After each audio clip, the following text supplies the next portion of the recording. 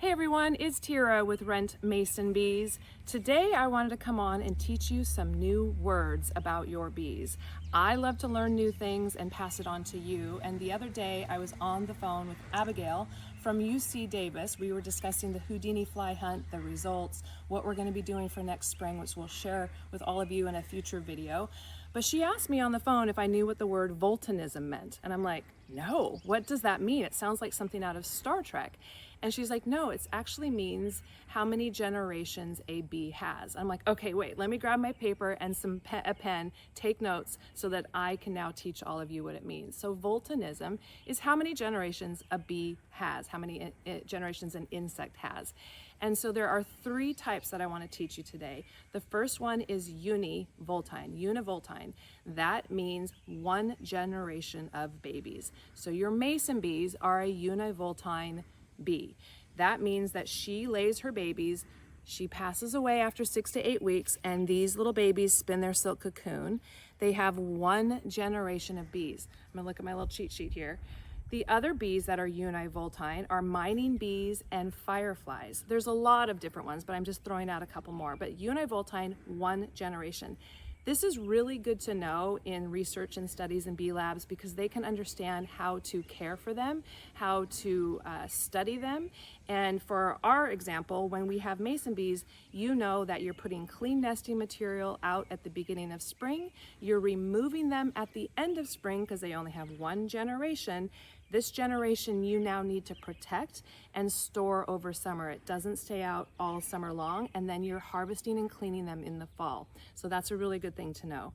The second voltinism is bivoltine. That's 2 generations of babies. That's when it gets a little tricky because leafcutter bees could be uni. If you live in like the Seattle area and you're not hot all the time, they'll have 1 generation.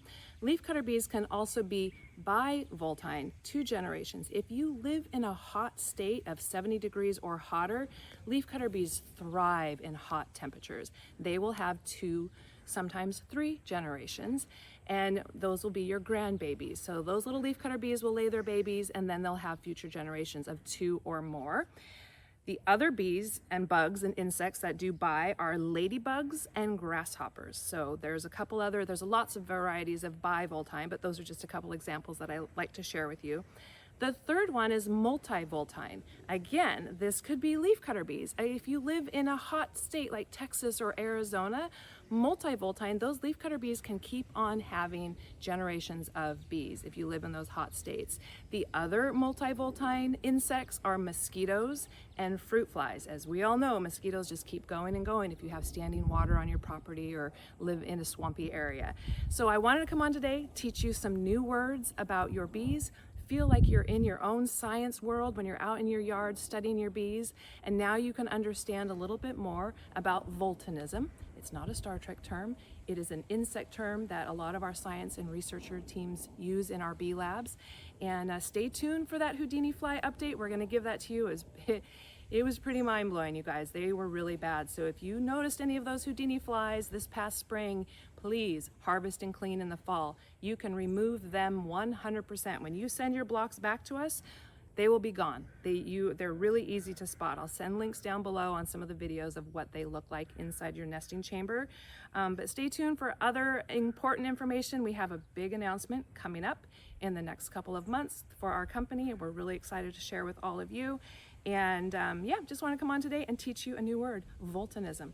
I can't do the Star Trek thing. It's not Star Trek related, but ooh, I did it. Anyways, voltinism, uni, bi, and multi. Happy pollinating, everyone. Bye.